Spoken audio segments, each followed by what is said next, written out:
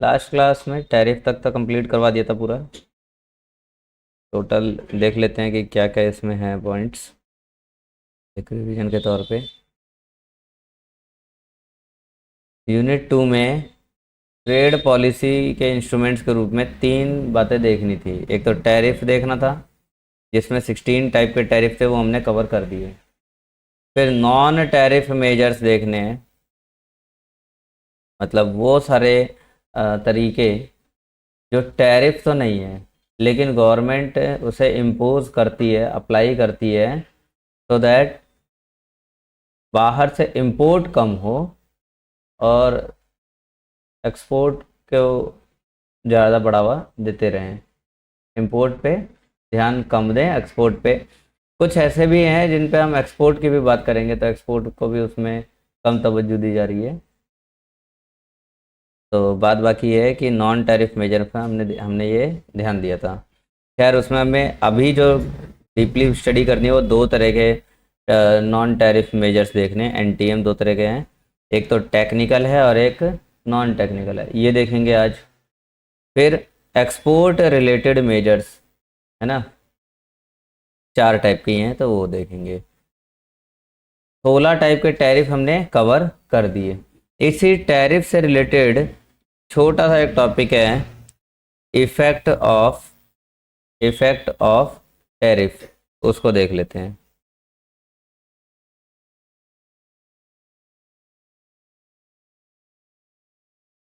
Effect of tariff.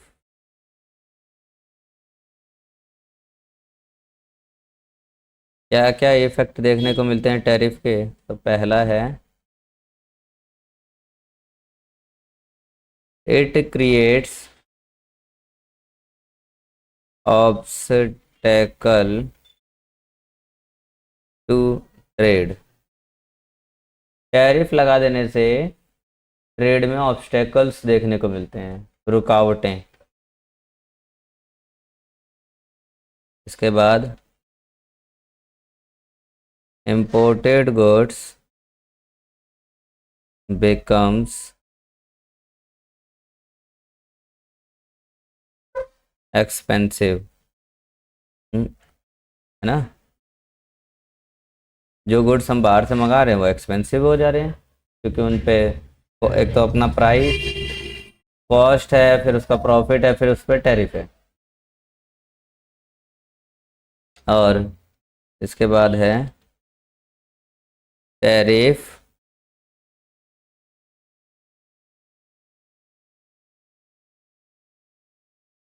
Encourage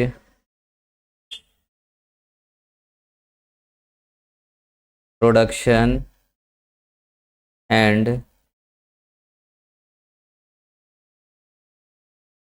consumption of domestically produced goods.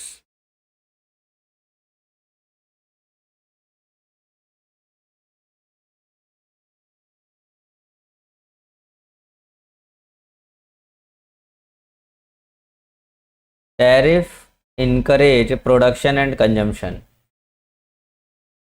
Of domestically produce goods. जो अपने ही देश में goods produce किए जाते हैं, टैरिफ की वजह से हम उन्हीं गुड्स की तरफ ज़्यादा मूव कर जाते हैं, क्योंकि बाहर से मंगाए गुड्स पे टैरिफ लग जा रहा है, महंगी हो जा रही हैं वो चीज़ें, तो हम उन्हें अवॉइड करेंगे। अब जब उन्हें अवॉइड करेंगे तो किस तरफ मूव करते हैं? डोमेस्टिक पर, अपने ही देश में बनी चीज़ों पर मूव करते हैं। ठीक। अगला, producers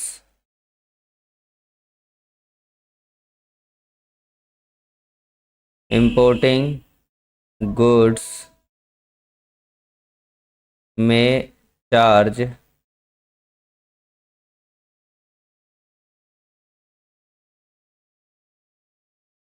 higher prices which may lead to increase in their profit. जो गुड्स बाहर से आते हैं, मंगाए जाते हैं और अपने ही देश में बेचे जाते हैं, उन गुड्स पे एक तो चलो ठीक है, कॉस्ट है, प्रॉफिट है, टैरिफ है, वो तो उनका अपना टोटल प्राइस तो नहीं। अब क्योंकि बाहर से आया है, तो अपने देश में उसे बेचने वाला सेलर या उस पे और काम करने वाला प्रोड्यूसर उस पे इम्पोर्टेड गुड्स का टैग चिपका के उसे और ज़्यादा हाई रेट पे बेचता है। जैसे नॉर्मली अगर हम बात करें, कपड़ों की बात करें, कपड़े, जूते, जैकेट, इन सब की बात करते हैं अगर, तो दूसरे देश से जो जैकेट आता है, सपोज करो वो नॉर्मली 1,000 रुपये के 800 हज़ार के बीच में आ जाता है, इम्पोर्ट ड्यूटी लगने के बावजूद। अब यहाँ आने के बाद शोरूम में 2,000, 2,500, 3,000 के बिकते हैं। क्या बोलकर? इम्पोर्टेड है, महंगा है, वही बाहर से महंगा आया, तो हम क्या कर सकते हैं। लेकिन ऐसा कुछ होता ही नहीं है। सोचो वही माल जिसे हम कहते हैं ना कस्टम का माल, और सेल में बिक रहा है 1,000 रुपये की सेल में वही चीज़ बिक रही है, और वही शोरूम में बिक रहा है तो 2,500, 3,000 का बिक रहा है। छोटा सा एक कोई नॉमिनल सा डिफेक्ट होगा है, या चेन टूटी होगी जैकेट की, कहीं से सिलाई हल्की सी उधड़ गई होगी, मतलब एक माइनर सा मिस्टेक जो कि 10-20 रुपए में ठीक हो सकता है, उसके वजह से वो प्रोडक्ट जो शोरूम में 2,500 का बिक रहा है, वो यहाँ सेल में 1,000 रुपये का बिक जा रहा है। कोई लॉजिक बना? नहीं ना भाई। जिसका प्रोडक्ट है, जिसको वो कॉस्ट महंगी पड़ जा रही है इंपोर्ट करके, वो तो वो 10 रुपये 20 रुपये वाले खर्चे को खुद अपनी जेब से लगा के और बेचेगा ना 2,500 में। क्यों 1,000 रुपये में बेच देगा वो? क्योंकि असल में वो पढ़ाई कम का है। ठीक है। हाँ, छोटा सा एक डिफेक्ट दिखा के बता देंगे कि डिफेक्टिव पीस है इसलिए 1,000 में बेच रहे हैं, वरना 2,500 का है। असल में उसका प्राइस ही 2,500 है। ठीक है। बेचने का एक तरीका, स्ट्रैटेजी है ये, और कुछ नहीं है।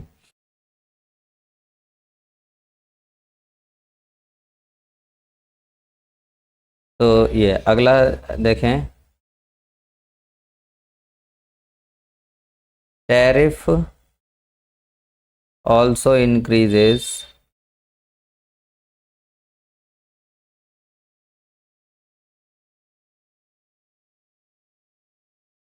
Government revenue. इसी टैरिफ की वजह से सरकार की अपनी रेवेन्यू इंक्रीज हो जाती है। ठीक है। जितना ज़्यादा रेवेन्यू, उतना ही ज़्यादा सरकार की, जितना ज़्यादा टैरिफ उतना ही ज़्यादा सरकार का रेवेन्यू। खैर, यहाँ तक हमने टैरिफ से रिलेटेड सारी बातें समझ ली। अब हमें बढ़ना है आगे नॉन टैरिफ की तरफ।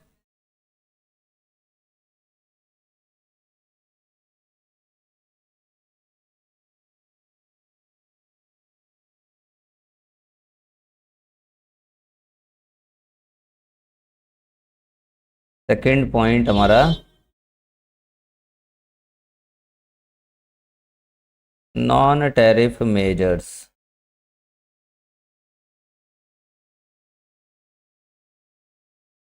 NTM।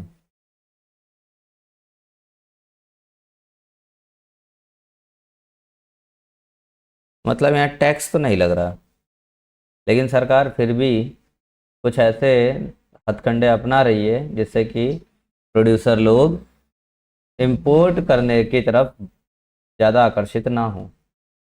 ठीक है। लिखें, NTMs consist of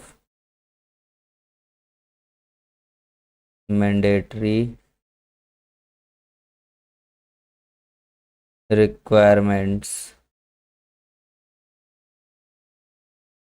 rules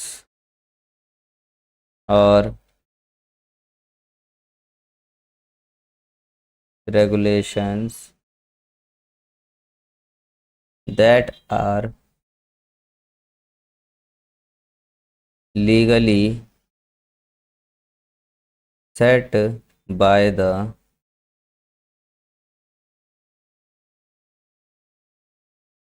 government of the exporting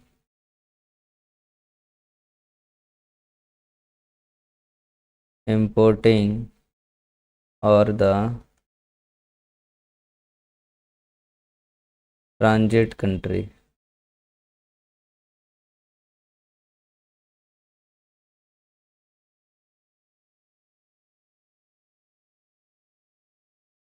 NTM क्या है?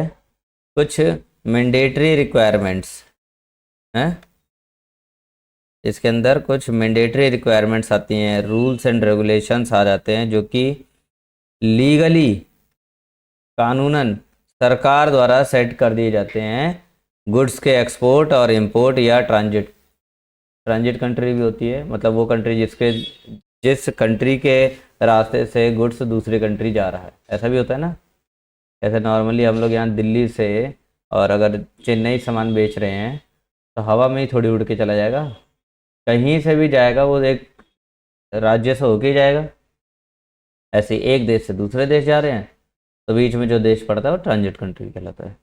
तो कुछ एक्सपोर्ट करने के लिए एक्सपोर्टिंग कंट्री, इंपोर्ट करने के लिए इंपोर्टिंग कंट्री और ट्रांजिट के लिए ट्रांजिट कंट्री। हर कंट्री कुछ मैंडेटरी रिक्वायरमेंट्स लगाती है, रूल्स रेगुलेशंस अपने लगाती ही है, जो हम नॉन टैरिफ मेजर्स के रूप में समझते हैं। कोई दिक्कत तो नहीं? ये तीनों एक्सपोर्टिंग कंट्री, इंपोर्टिंग और ट्रांजिट कंट्री समझ में आ गया? एक्सपोर्टिंग कंट्री जैसे कि एक कोई कंट्री है जो वो एक्सपोर्ट कर रही है, ये एक्सपोर्टिंग कंट्री है। और एक कोई दूसरी कंट्री है जो इंपोर्ट कर रही है, तो इसे हम इंपोर्टिंग कंट्री कहेंगे। अब गुड्स यहाँ से यहाँ जा रहा है तो रास्ते में कोई तो एक कंट्री पड़ी रही होगी, एक या दो या तीन कोई कंट्रियाँ पड़ रही होंगी, इन कंट्री को कहेंगे हम ट्रांजिट कंट्री।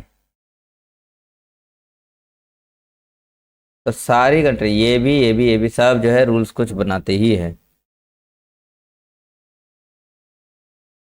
अच्छा, तो अब अगर हम यहाँ देखें, ये जो रूल्स रेगुलेशंस बना रहे हैं, लीगली कुछ प्रावधान तैयार कर रहे हैं, तो क्या ये सारे regulations, rules regulations trade barriers कहलाएंगे?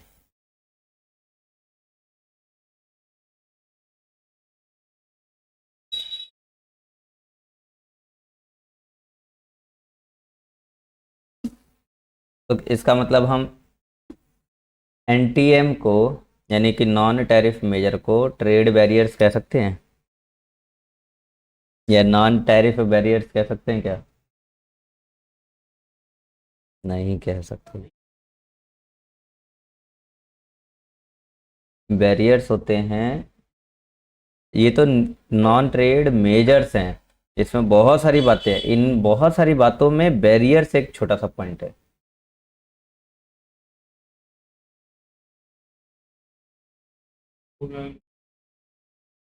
हाँ, तो वो बैरियर नहीं है ना, बैरियर तो रूल्स रेगुलेशंस अगर लगा देते हैं तो वो बैरियर्स नहीं है, वो बैरियर्स तब कहे जाएंगे जब कोई रिस्ट्रिक्शंस लगा दे,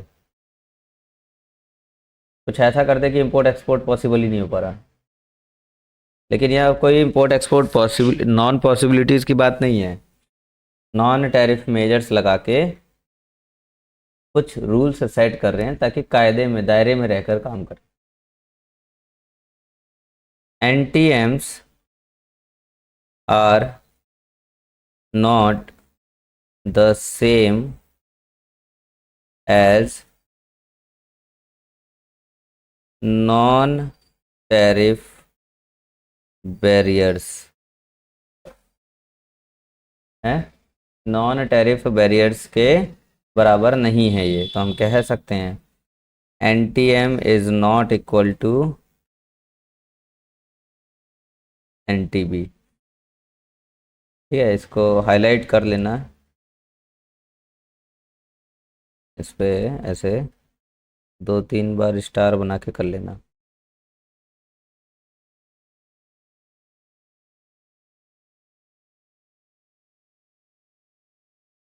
तो प्रॉब्लम तो नहीं। हाँ, लेकिन अगर बराबर नहीं है तो इसका मतलब ये थोड़ी है कि एन टी बी को हम एन टी एम नहीं कहेंगे। एन टी बी को एन टी एम जरूर कहेंगे, लेकिन एन टी एम को एन टी बी नहीं कह सकते। एक लाइन जैसे बन जाती है ना कि all this are that but all that are not this, ऐसे ही है। All N T B are N T M but all L T M are not N T B. तो ऐसे समझो कि ये हमारा एन टी एम है, हम्म, ये हमारा एन टी बी है। एन टी एम और ये एन टी बी। ऐसा वो सेट थ्योरी में पढ़ा रहा था ना, इस पे इस तरह की चीज़ें। Subset N T B is subset of N T M.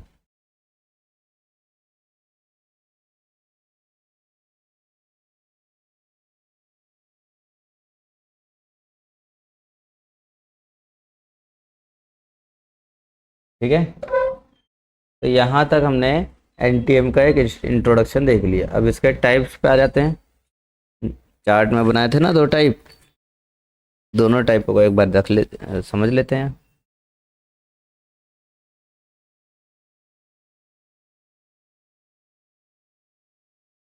To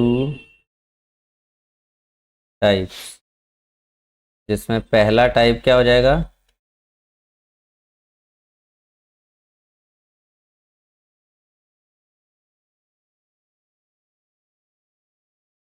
technical measures.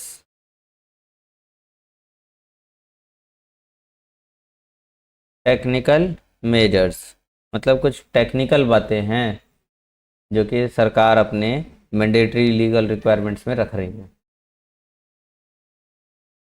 अब इस टेक्निकल मेजर्स में पहला जो पॉइंट है वो ले लो।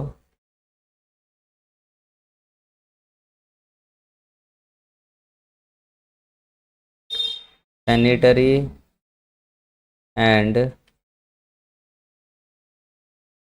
Phytosanitary SPS measures. Sanitary and phytosanitary measures लिखो इसके बारे में। ये जो है मेजर्स क्यों सरकार क्रिएट करती है? टू प्रोटेक्ट ह्यूमन, एनिमल और प्लांट लाइफ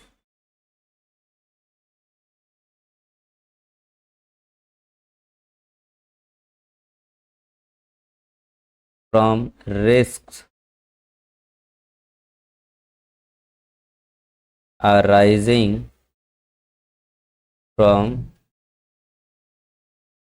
pests,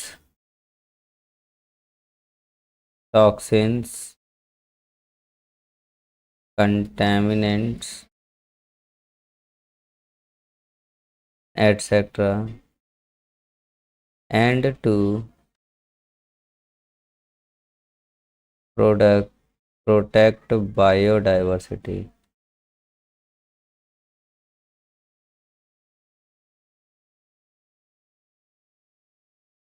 ये प्रॉपरली अगर तुम्हें ऐसे ही समझ में आ गया होगा ये क्या बताना चाह रहा पॉइंट।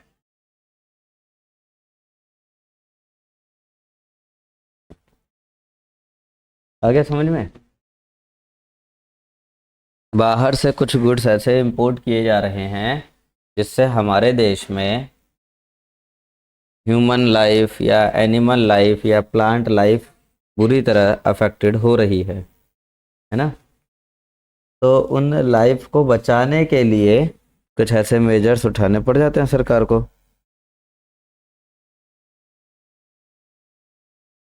बाहर से ये सामान आएगा नहीं आएगा, कितना आएगा कितना नहीं आएगा, इस तरह की चीज़ें सरकार रख देती है सामने। इसका एग्जाम्पल लिख लो।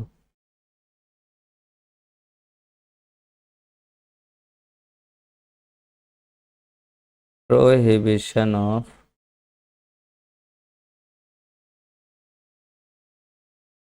Poultry from country affected by flu. अब सपोज करो किसी कंट्री में कोई फ्लू फैल गया है, हमारे देश की सरकार हमें बचाना चाह रही है उस फ्लू से, तो उस कंट्री से प्रोडक्ट लाने पे ही पाबंदियाँ लग जाएंगी, 10-20 तरह के चेकिंग्स करनी पड़ेंगी ताकि वो फ्लू हमारे पास ना आ जाए। कोरोना में यही तो हुआ, लेकिन फिर भी आए गए, है ना। शायद जो है कि लॉकडाउन वाला कदम अगर 3 महीना पहले उठा लेते तो ये पॉसिबल ही नहीं हो पाता, है ना। 2 साल का जो अपना घाटा या यूं कह लो कि जो तबाही झेली भारत ने, वो पॉसिबल ही नहीं हो पाती अगर 3 महीना पहले सरकार ने चाइना मतलब हर जगह से इम्पोर्ट बंद कर दिया होता। ना कोई आएगा ना कोई जाएगा, ना कोई गुड्स आएगा ना कोई गुड्स जाएगा, और आएगा जाएगा तो 15-20 दिन के लिए क्वारंटाइन होके तब आएगा और जाएगा। शुरू में 3 महीना पहले कर दिया होता तो 2 साल की मार नहीं झेलनी पड़ जाती। खैर कोई बात नहीं, आगे क्या होगा किसको पता है।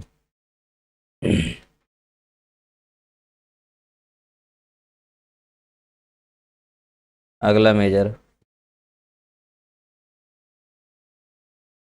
अरे टेक्निकल की स्पेलिंग बार बार गलत हो रही है। टेक्निकल बैरियर्स, अब देखो यहाँ वर्ड आ गया ना, बैरियर्स टू ट्रेड। अब यहाँ हम ये वर्ड इस्तेमाल कर सकते हैं, technical barriers to trade, TBT।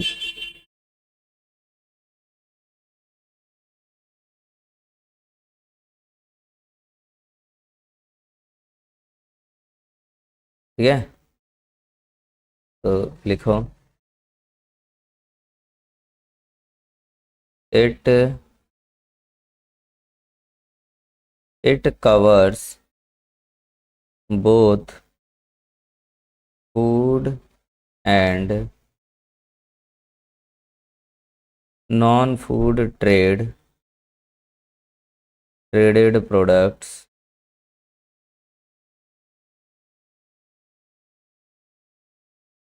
Refer to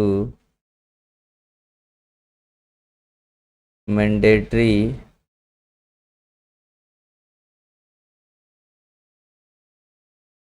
standards and technical regulation.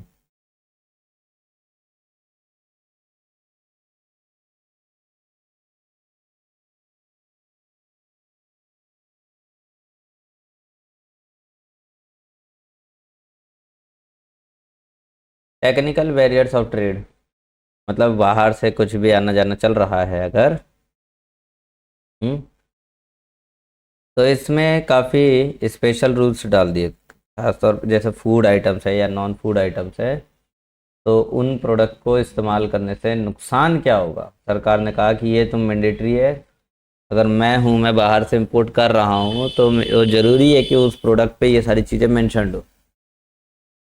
क्या मेंशन हो कि उस प्रोडक्ट के इस्तेमाल से क्या क्या हानियाँ क्या क्या नुकसान होते हैं।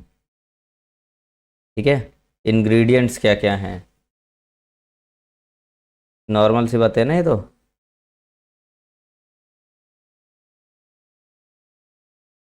एग्जाम्पल के लिए लिख लो, मान लो फूड लॉज, तो इसमें फूड के लिए लॉ बना दिए सरकार ने।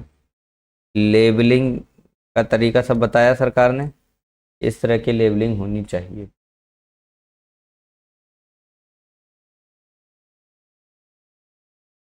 हो गए। अब टेक्निकल में 2 तरह के टेक्निक्स थी, टेक्निकल NTM से, वो हमने देख लिया। अब दूसरा नॉन टेक्निकल की बात आएगी। अब नॉन टेक्निकल में टोटल कितने थे? 14। तो वो 14 के बारे में समझना है। हटा दो।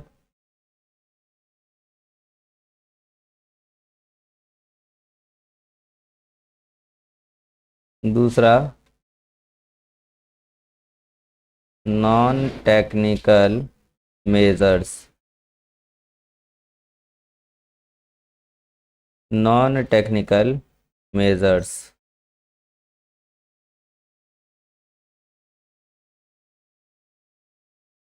लिखें इसके बारे में। It relates to trade requirements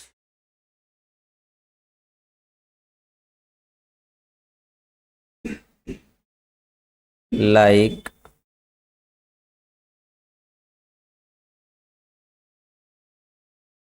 shipping requirements,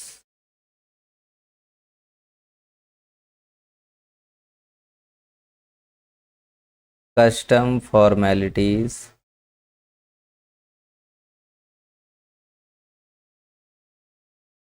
trade rules,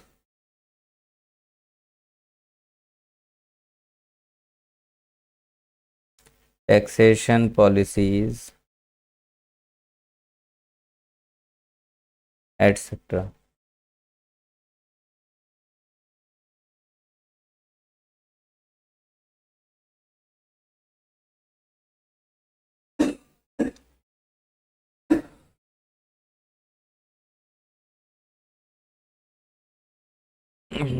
non technical measures में क्या क्या आ जा रहे हैं? तो ये बहुत गहरी बात है।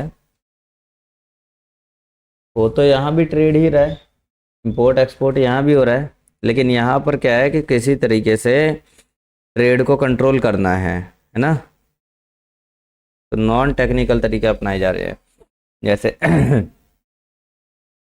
ट्रेड से ही रिलेटेड जो जो चीज़ें हैं, जैसे कि शिपिंग रिक्वायरमेंट्स हैं, तो शिपिंग की रिक्वायरमेंट्स के लिए सरकार के कुछ अपने रूल्स बन जा रहे हैं।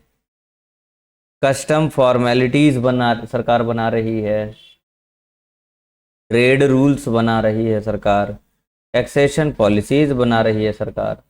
तो क्या होता है कि जब इतने सारे झमेले देखते हैं, तो वो जो छोटे मोटे डीलर हैं या एक्सपोर्टर इंपोर्टर हैं, ये सारे स्टेप्स देखकर और कहते हैं कि नहीं, हमें आगे बढ़ना ही नहीं है, हमें क्या करना है, अपने ही देश में डील कर। कुछ तो ऐसे ही हथियार गिरा देते हैं। 12th में इसे पढ़ा ना, इनवर्ड लुकिंग ट्रेड। इस तरह की चीज़ें करके सरकार इनवर्ड लुकिंग ट्रेड बनवाती है। तो ये है ठीक। ये जितने भी देखे तुमने, shipping requirement, custom formalities, trade, taxation policies,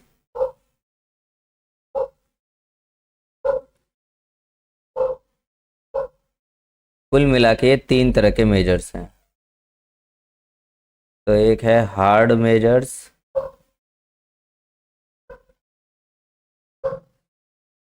दूसरा है threat measures,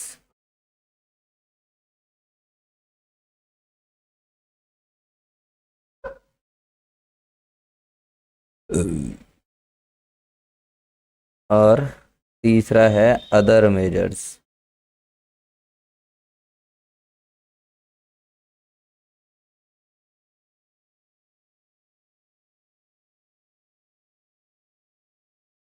hard measures, threat measures और अदर मेजर्स। हार्ड मेजर्स की बात करेंगे तो इसमें हमें प्राइस एंड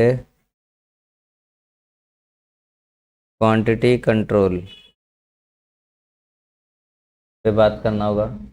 गुड्स के प्राइस और गुड्स की क्वांटिटी कंट्रोल, कितना एक्सपोर्ट कर सकते हैं मैक्सिमम और कितना इंपोर्ट कर सकते हैं मैक्सिमम, सरकार इस तरह के मेजर्स लगाती है। दूसरा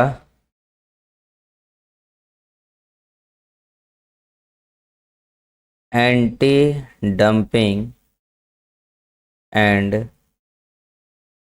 safe guards. Anti anti dumping तो पीछे बताया ही था, दूसरे देश के लिए जो बेकार चीज़ें हैं, खराब हैं या होने वाली हैं, वो किस देश जो है अपने उन गुड्सों को किसी अगले अन्य देशों में सस्ते दाम पे बेच देता है। तो इस तरह के मेजर्स लगाने पड़ जाते हैं, और अदर्स में तो अदर्स आ ही जाएंगे।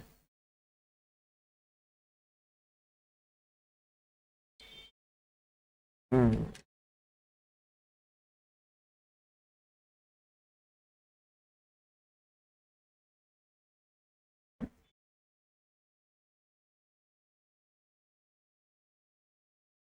ठीक है, तो नॉन टेक्निकल मेजर्स में हम अपने 14 मेजर्स की लिस्ट का जो सफ़र है वो शुरू कर देते हैं।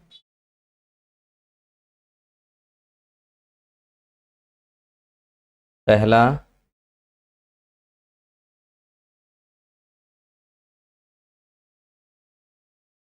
Import Kota's. Non technical measures की बात कर रहे हैं तो उसमें इंपोर्ट कोटा आ जाता है। इंपोर्ट कोटा क्या होता है? हम्म। कोटा का मतलब क्या है? रिजर्वेशन ना। तो इंपोर्ट कोटा मतलब इंपोर्ट कर रहे हैं तो कुछ कोटा लगा दिया जाता है। लिखो,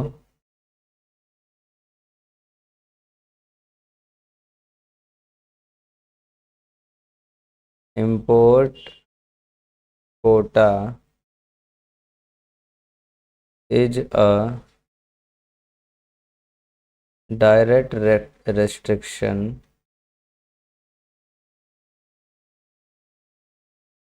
which specifies that only a certain physical amount of the good will be allowed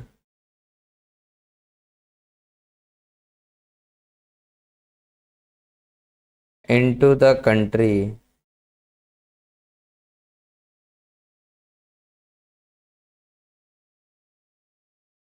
during a given period of time, generally for 1 year।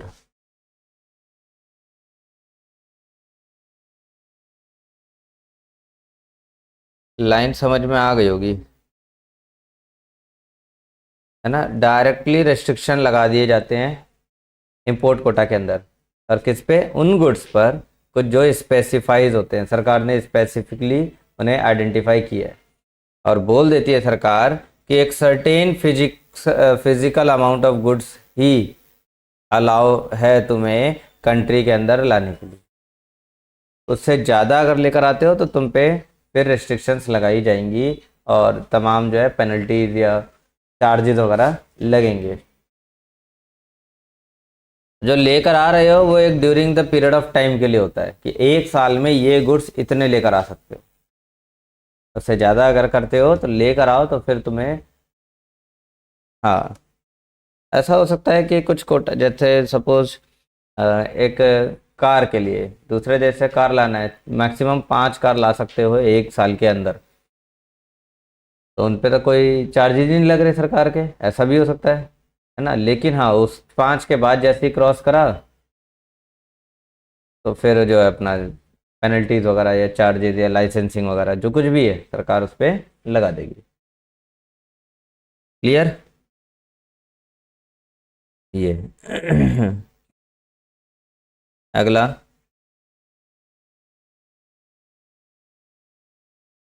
Point number 2, price control, price control measures.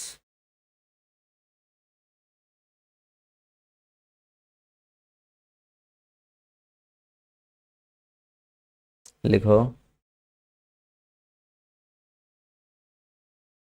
Steps taken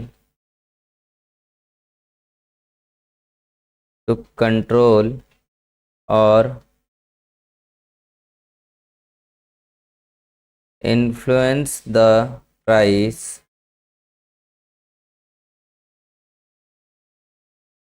of imported goods in order to support the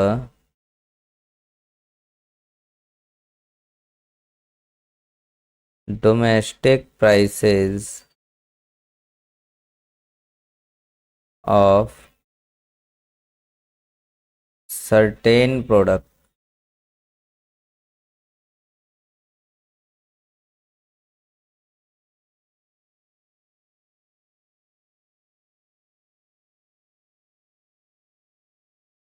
Steps taken to control or influence the prices of imported goods in order to support the domestic price of certain products. सीधी सी बात है, जो products बाहर से आ रहे हैं कुछ ऐसे steps लिए जाते हैं कि उनका जो इंपोर्ट है वो इन्फ्लुएंस हो जाए, प्रभावित हो जाए, ताकि डोमेस्टिक प्रोडक्ट को ज़्यादा बढ़ावा मिल जाए।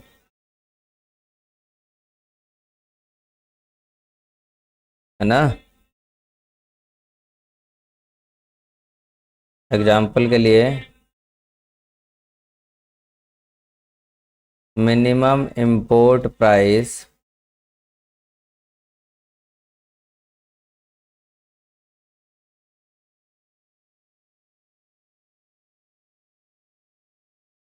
established for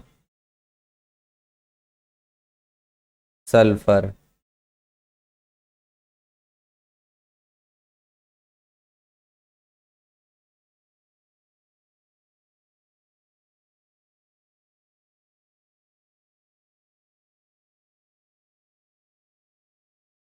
minimum import price establish for sulphur. ये ऐसा हुआ भी था, सरकार ने किया था सल्फर को लेकर। क्या था कि सल्फर की हमारे यहाँ पर वैसे भी ज़रूरत काफ़ी रहती है केमिकल इंडस्ट्री में, तो दूसरे देश से अपने देश में सल्फर लेकर आ रहे हैं, जबकि हमारे पास भी मौजूद है। अब हमारे देश में ये सल्फर किसी एक कीमत पे मिल रहा है। लेट सपोज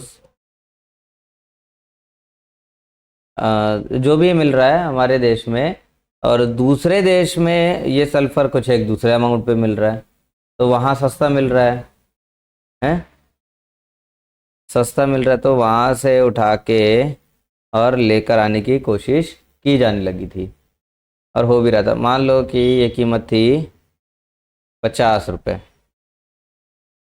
अब अगर बाहर से ही मंगा रहे हैं, बाहर से खरीद के लेकर आओ और अपने देश में रखो, इस्तेमाल करो, तो अपने देश का जो सल्फर है वो कहाँ जाएगा? अपने देश में भी तो मौजूद है, उसको प्रमोशन नहीं मिलेगा। तो ऐसे में ये इंडिया है, ऐसे में सरकार ने करा कि ये जो 50 रुपये का तुम लेकर आ रहे हो, ठीक है, मुझे मतलब नहीं तुम कितने का ला रहे हो, लेकिन यहाँ जो उस पर प्राइस लगेगा, इंपोर्ट प्राइस जो लग जाएगा है, वो प्राइस तुम कितने का भी खरीदो मुझे मतलब नहीं है, लेकिन यहाँ पर वो प्राइस क्या रहेगा जो तुम बेचोगे भारत में आके, डोमेस्टिक से ज़्यादा होगा। मिनिमम इंपोर्ट प्राइस है ना, लेट सपोज ये हो जाएगा 100, यानी कि तुम अपने देश भारत में लाके अगर बेचोगे तो कम से कम 100 रुपये में बेचना पड़ेगा। 100 रुपये से कम में नहीं, 100 रुपये से ज़्यादा में भले बेच दो। अब ऐसे में प्रॉब्लम ये आ जाएगी कि जो हम बाहर से खरीद के और लेकर आ रहे हैं अपने देश में बेच रहे हैं, तो अपने देश की कीमत से ज़्यादा महंगा पड़ जा रहा है ना ये, तो नहीं बेचेंगे फिर। मान लो अपने देश में कीमत कितनी है, तो अपने देश में भी कीमत ये है 50 रुपये मान लो, क्या लफड़ेबाजी पालना। अब 50 रुपये में बाहर से लेकर आए, 50 रुपये में अपने देश से में बिकेगा। तो प्रॉब्लम हो जाएगी। 60 रुपये अगर हो जाए, बताओ जरा, अगर 60 रुपये हो तो हर कोई 50 वाला ही खरीदेगा ना, 60 वाला तो खरीदेगा ही नहीं। हाँ, तो इसीलिए ना वो आया है, मिनिमम इम्पोर्ट प्राइस इसीलिए आया। अगर वो नहीं रहता तो 50 रुपये में खरीद के ला रहे हैं, अपने ही देश में ये 60 रुपये का है, तो 50 रुपये में बेचेंगे और पब्लिक खरीदेगी। इसलिए सरकार इस पे मिनिमम इम्पोर्ट प्राइस MIP लगा देते हैं। इससे क्या होगा, तो कंट्रोल बनेगा, है ना, प्राइस कंट्रोल मेजर बन के आ जाएगा।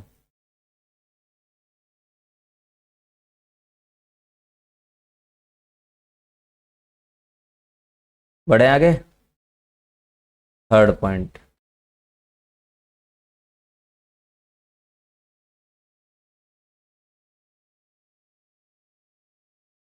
नॉन ऑटोमेटिक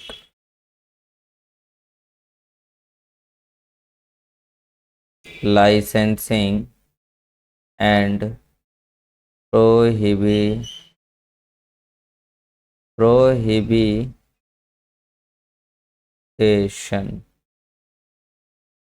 क्या लिखा हुआ है किताब में, देखो, प्रोहिबिटेशन ना।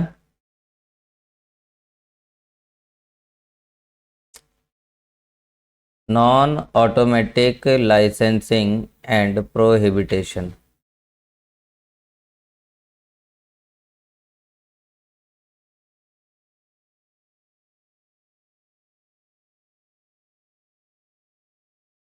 These measures are normally aimed at limiting the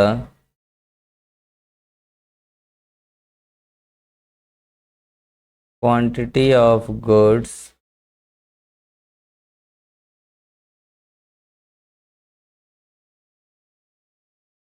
that can be imported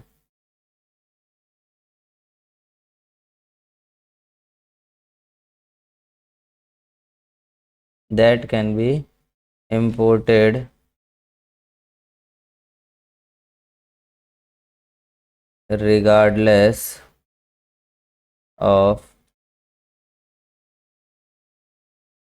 whether they originate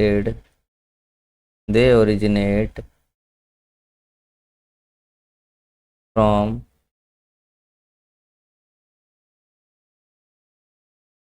different sources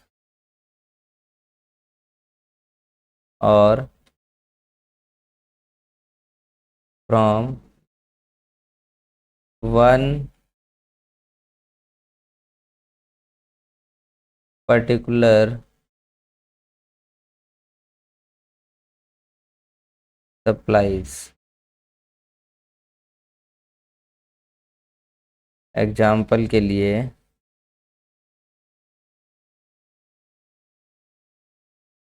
textiles may be allowed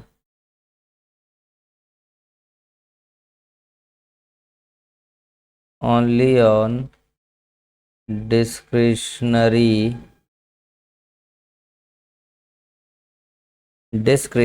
license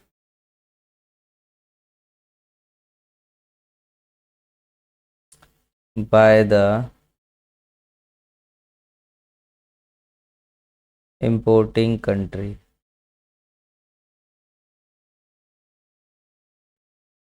non automatic licensing and prohibition. License वाला जो झमेला है वो लगा देना।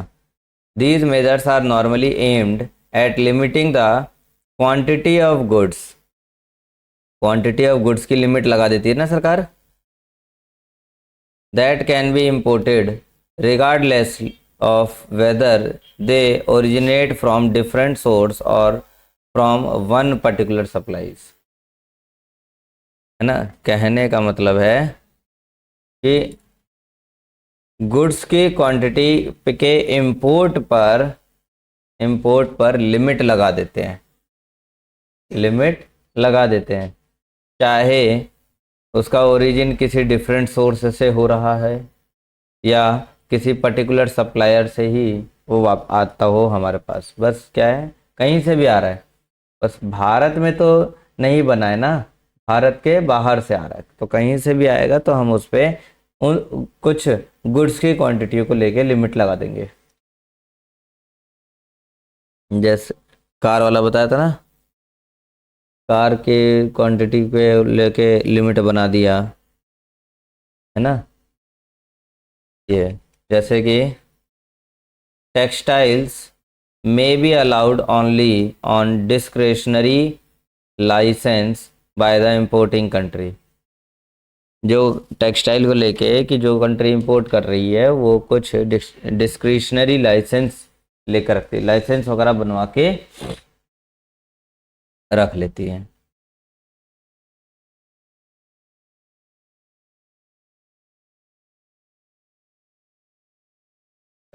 अब यहाँ पर क्या होता है, वही जैसे टेक्सटाइल की ही बात करें अगर हम, तो टेक्सटाइल में क्या हुआ कि उसने कहा कि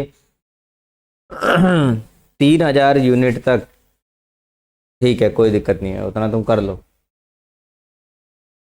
3,000 यूनिट तक अब डील कर लो, कोई दिक्कत नहीं है, हम उनमें तुम्हें पूछने भी नहीं आएंगे कि क्या दिक्कत है। लेकिन अगर 3,000 से ज़्यादा तुम्हारा क्रॉस कर गया ये, तब हम जरूर पूछने आ जाएंगे।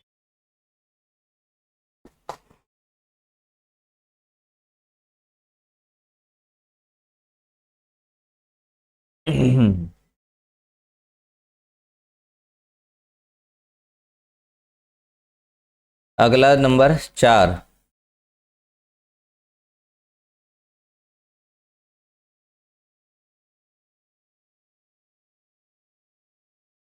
Number 4 financial measures.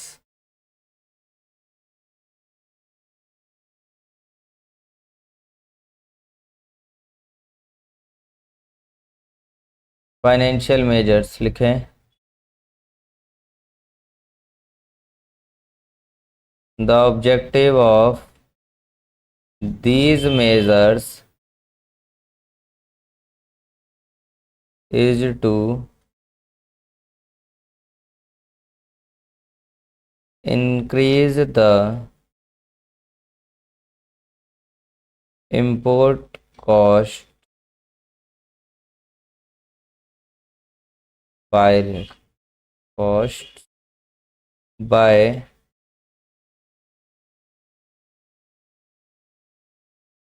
regulating the access to and cost of foreign exchange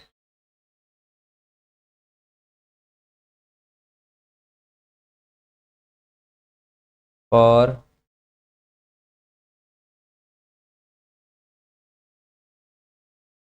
imports and to define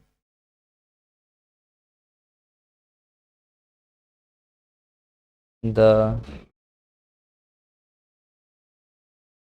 terms of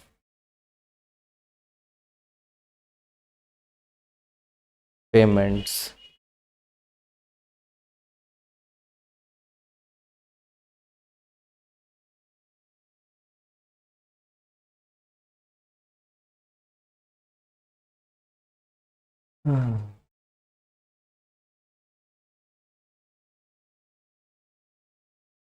financial measure का मतलब क्या होता है? फाइनेंशियल मेजर, फाइनेंस मतलब पैसा, उसी से related. The objective of these measures is to increase, है इसका अपना जो मोटिव है वो इंक्रीज करना, the import cost by regulating the access to and cost of foreign exchange for imports। Cost बढ़ा देना, चाहे इंपोर्ट की हुई गुड्स की कॉस्ट बढ़ा दें या फिर फॉरेन एक्सचेंज की कॉस्ट बढ़ाई जाए इंपोर्ट करने के लिए, and to define term of payments, और पेमेंट किस तरह से करनी है ये भी डिफाइन किया जाए। तो फाइनेंशियल मेजर सरकार इस तरह से लगा के और टांग अड़ा देती है ताकि लोग जो है क्या कर लें, इंपोर्ट की तरफ ध्यान कम दें।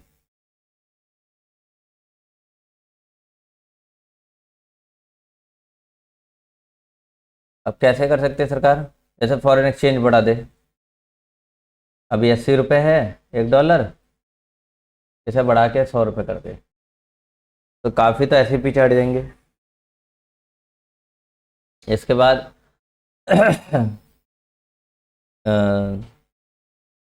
गुड्स इंपोर्ट किया जा रहा है तो सरकार इंपोर्टेड गुड्स के लिए कंडीशन लगा दे कि एटलीस्ट 2 महीना 3 महीना 4 महीना पहले एडवांस पे करना होगा आपको। अपने ही देशवासियों से करिए कि अगर आपको गुड्स इंपोर्ट करना है तो एडवांस पेमेंट करनी होगी, तो जिसके पास पैसे नहीं है वो थोड़ा पीछे हट जाएगा। ये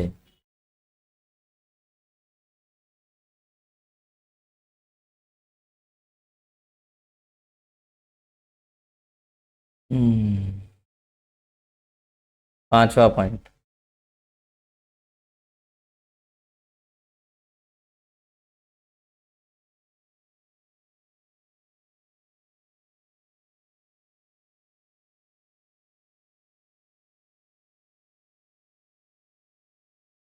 measures affecting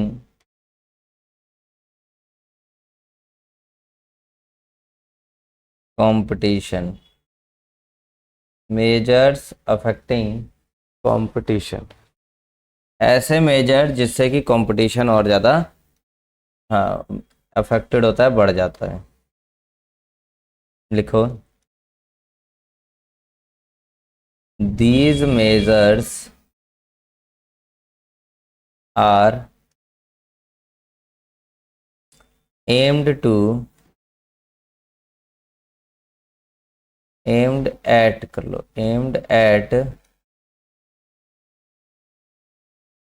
aimed at granting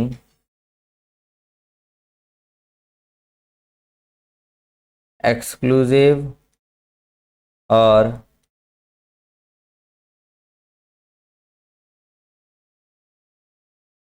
special preferences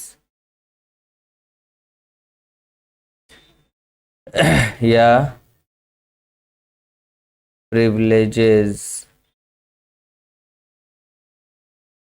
to one और few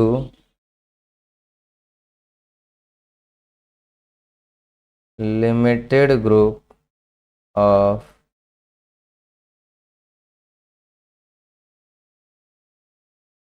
economic operators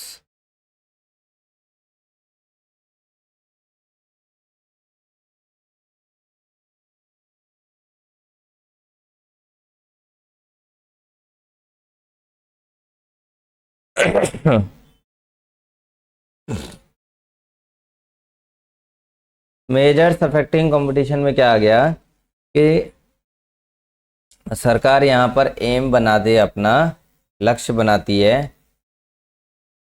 not granting exclusive और स्पेशल परफॉर्मेंस स्पेशल प्रेफरेंस या प्रिविलेजेस टू वन और few limited group of economic operators. सरकार का अपना एम रहता है कि वो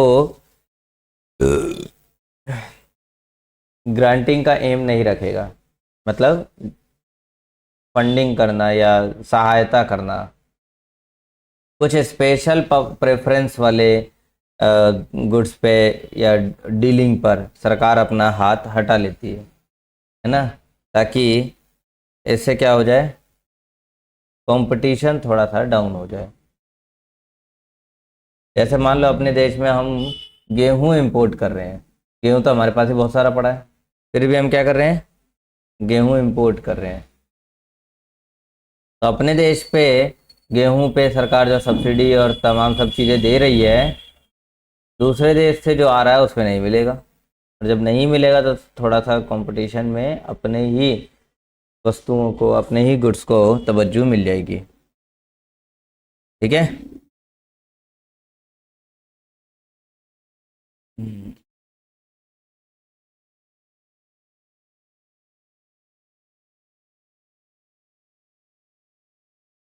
अब next, sixth,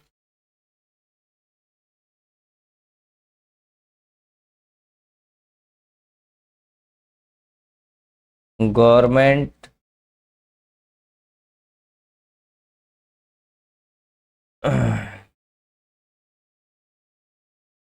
pro procurement policies, government procurement policy लिखो इसके बारे में।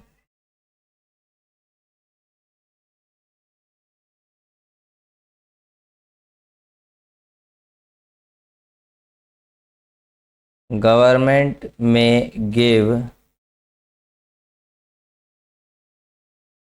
Preference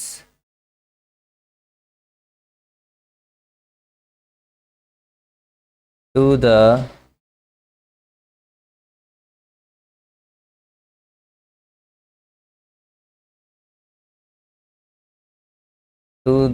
local tenders